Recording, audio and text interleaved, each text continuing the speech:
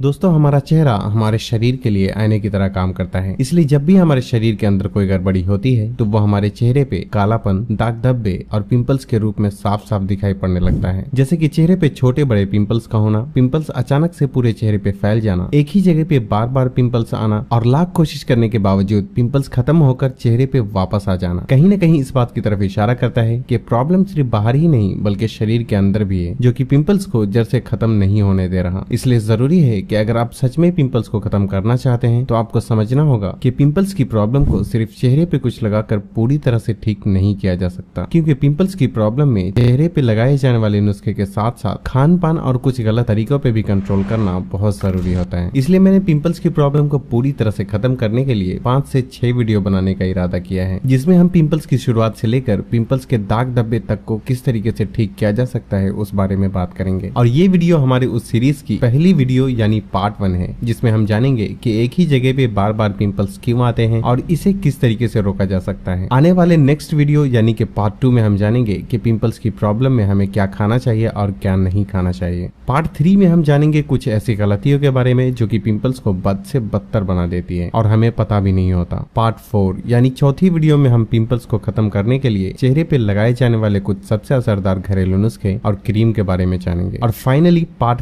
5 यानी 5वीं वीडियो में हम दाग धब्बे को किस तरीके से खत्म कर सकते हैं उसके बारे में ठीक से जानने की कोशिश करेंगे। फिलहाल हम शुरू करते हैं कि एक ही जगह पे बार बार पिंपल्स क्यों आते हैं और उसे किस तरीके से रोका जा सकता है। दोस्तों, एक बात आप लोगों को समझ लेनी चाहिए कि चेहरे के किसी भी हिस्से पे पिंपल्स होने की सिर्फ एक ही वजह होती है और वो है हमारे चेहरे पे मौजूद छोटे छोटे रोम छिद्र का बंद हो जाना। रोम छिद्र के बंद होने से हमारे स्किन के अंदर से निकलने वाले नेचुरल ऑयल बाहर नहीं निकल पाते हैं और इसलिए वो पिंपल्स का रूप ले लेते हैं। इसलिए यहाँ समझने वाली बात यह है कि चाहे पिंपल्स होने का एक ही कारण हो, लेकिन रोम छिद्र के बंद होने के कई कारण हो सकते हैं, जैसे कि चेहरे का बहुत ज्यादा ऑयली या ड्राई होना, चेहरे की सफाई ठीक से ना हो पाना, पाचन में हमेशा गड़बड़ी रहना या ठीक से पेट साफ ना होना, चेहरे और बालों में खराब तरीके के केमिकल वाले प्रोडक्ट का इस्तेमाल करना। लेकिन कई बार देखा गया है कि सिर्फ एक ही जगह पे बार बार पिंपल्स आते रहते हैं, जैसे कि किसी को माथे पे, किसी को गाल, नाक या फिर किसी को दाढ़ी वाले हिस्से में पिंपल्स की प्रॉब्लम होती है। ट्रेडिशनल चाइनीज मेडिसिन के हिसाब से फेस मैपिंग के जरिए इस बात का पता लगाया जा सकता है कि चेहरे के कौन से हिस्से में किस वजह से पिंपल्स की प्रॉब्लम होती है। शुरू करते हैं फोरहेड यानी पेशानी से। दोस्तों, हमारा पेशानी का ऊपरी हिस्सा डाइजेस्टिव सिस्टम यानी कि हमारे पाचन तंत्र और ब्लैडर यानी मूत्राशय से जुड़ा होता है। इसलिए माथे के ऊपरी हिस्से में आने वाला पिंपल्स पाचन में गड़बड़ी और शरीर में पानी की कमी को दर्शाता है। इसलिए ऐसे में जरूरी है कि ऐसी चीजें जो कि पचने में बहुत ही मुश्किल होती है, जैसे कि ज्यादा तेल मसाले और मैदे से बनी चीजों को छोड़कर ताजे फल और सब्जियों की तरफ ज्यादा फोकस करना चाहिए। साथ ही साथ दिन भर में 3 से 3.5 लीटर पानी जरूर पीना चाहिए। पेशानी यानी माथे पे होने वाले पिंपल्स का दूसरा कारण सर में होने वाले डैंड्रफ या बालों में इस्तेमाल किए जाने वाले शैम्पू, ऑयल, जेल, वैक्स और हेयर स्प्रे जैसे प्रोडक्ट भी हो सकते हैं, क्योंकि डैंड्रफ में पाए जाने वाले बैक्टीरिया और हेयर प्रोडक्ट में मौजूद केमिकल का कुछ हिस्सा पेशानी के हिस्से पे भी आ जाते हैं, जो कि रोम छिद्र को बंद कर देते हैं, जिसकी वजह से पिंपल्स की प्रॉब्लम शुरू होने लगती है। इसलिए ऐसे में जरूरी है कि केमिकल फ्री और नॉन कॉमेडोजेनिक प्रोडक्ट का इस्तेमाल किया जाए। नॉन कॉमेडोजेनिक का मतलब है ऐसा प्रोडक्ट जो कि रोम छिद्र को बंद नहीं करता। साथ ही साथ जब भी आप अपने बालों को शैम्पू से धोएं तो सर को पीछे की तरफ झुकाकर पेशानी यानी माथे की तरफ से पानी डालें, ताकि शैम्पू वाला पानी चेहरे पे ना आकर सर के पीछे वाले हिस्से की तरफ से बह जाए। ऐसा करने से शैम्पू में मौजूद केमिकल से काफी हद तक बचा जा सकता है। उसके बाद बारी आती है पेशानी के नीचे वाले हिस्से की। दोस्तों, ये हिस्सा हमारे दिमाग,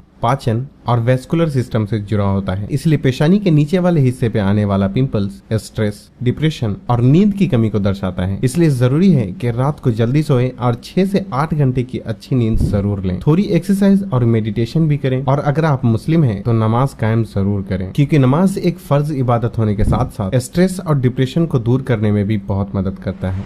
अब बारी आती है दोनों आईब्रो के बीच वाले हिस्से की। दोस्तों, ये हिस्सा हमारे लीवर से कनेक्टेड होता है, इसलिए दोनों आईब्रो के बीच में आने वाला पिंपल्स लीवर में आई गड़बड़ी को दर्शाता है। इसलिए बहुत ज्यादा फैटी फूड जैसे कि नॉन वेज और तली हुई चीजों के बहुत ज्यादा इस्तेमाल से लीवर को बहुत मेहनत करनी पड़ती है। इसलिए जरूरी है कि ऐसी चीजों को छोड़कर सादे खाने पे ज्यादा फोकस किया जाए, जिससे कि हमारे लीवर को अपनी सफाई का मौका मिल सके। उसके बाद बारी आती है हमारे नाक वाले हिस्से की। दोस्तों हमारे चेहरे का ये हिस्सा हमारे दिल की सेहत को रिप्रेजेंट करता है, इसलिए नाक पे आने वाला pimples high blood pressure, stress और खून में आई अशुद्धियों को दर्शाता है। ऐसे में जरूरी है कि धूम्रपान, शराब और बहुत ज्यादा तेल मसाले, बहुत ज्यादा नमक और चीनी से बनी चीजों से परहेज करते हुए रोज 3 से 3.5 लीटर पानी पिएं। ताजे फल और सब्जियों का ज्यादा से ज्यादा सेवन करें। खासकर आपको अपनी डाइट में ओमेगा 3 रिच फूड को जरूर शामिल करना चाहिए ताकि बॉडी के इन्फ्लेमेशन कम करके खून में आई अशुद्धि दूर किया जा सके। कई बार नाक और उसके आसपास आने वाला पिंपल्स रात को बिना चेहरा धोए सो जाने की वजह से भी हो सकता है, क्योंकि चेहरे के इस हिस्से पे हमारी स्किन ज्यादा ऑयल छोड़ती है, जिससे कि चेहरे के इस हिस्से पर धूल मिट्टी भी बहुत जल्दी जमने लगते हैं। इसलिए जरूरी है कि रात को सोने से पहले चेहरा धोने का खास ख्याल रखें।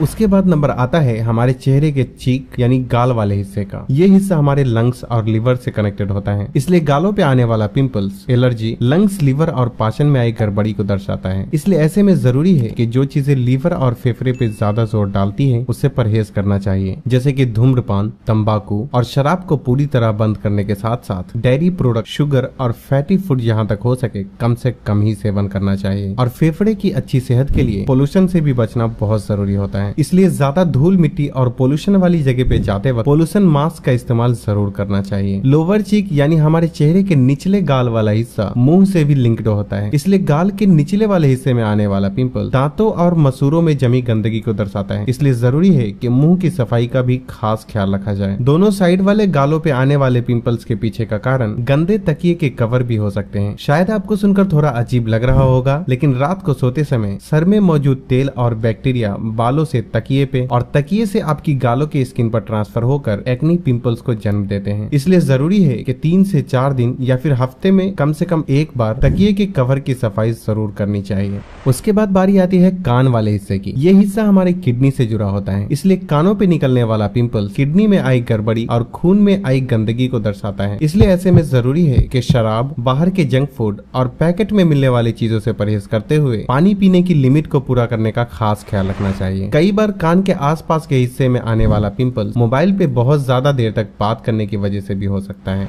अब बारी आती है जॉ लाइन यानी कि जबड़े पे आने वाले पिंपल्स की। जॉ लाइन पे आने वाले पिंपल्स लड़कों के मुकाबले लड़कियों में ज्यादा देखे जाते हैं, क्योंकि चेहरे का ये हिस्सा रिप्रोडक्टिव ऑर्गन यानी कि प्रजनन अंग से जुड़ा होता है। इसलिए जबड़े पे आने वाले pimples hormonal imbalance, menstrual cycle और पीरियड्स में आई गड़बड़ी को दर्शाता है। इसलिए ऐसे में जरूरी है कि खासकर ऐसी चीजें हार्मोन को टारगेट करती है उसका कम से कम ही सेवन किया जाए या फिर कुछ दिन के लिए पूरी तरह से रोक दिया जाए, जैसे कि बाहर के जंक फूड, दूध और चीनी से बनी चीजें, और अपने खाने में एंटीऑक्सीडेंट रिच फूड, प्रोबायोटिक जैसे कि ताजे फल, सब्जियां और एप्पल साइडर विनेगर जैसी चीजों को अपने खाने में शामिल करना चाहिए।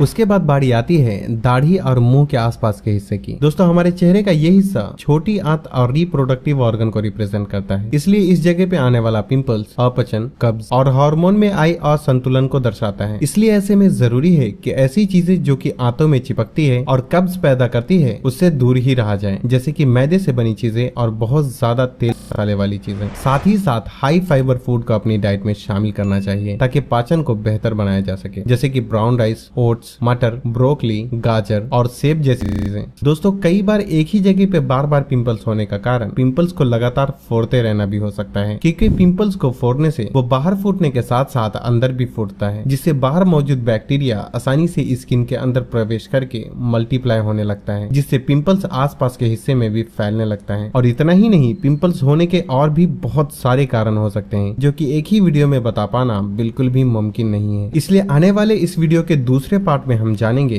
कि पिंपल्स हो तो क्या खाना चाहिए और क्या नहीं खाना चाहिए, और पिंपल्स होने के दूसरे कारण को जानने की कोशिश करेंगे। तो बस आज के लिए इतना ही। हो सके तो इस वीडियो को लाइक और शेयर भी कर दें ताकि दूसरे लोग भी इससे फायदा उठा सके। और तब तक के लिए अपना ख्याल रखें। अल्लाह।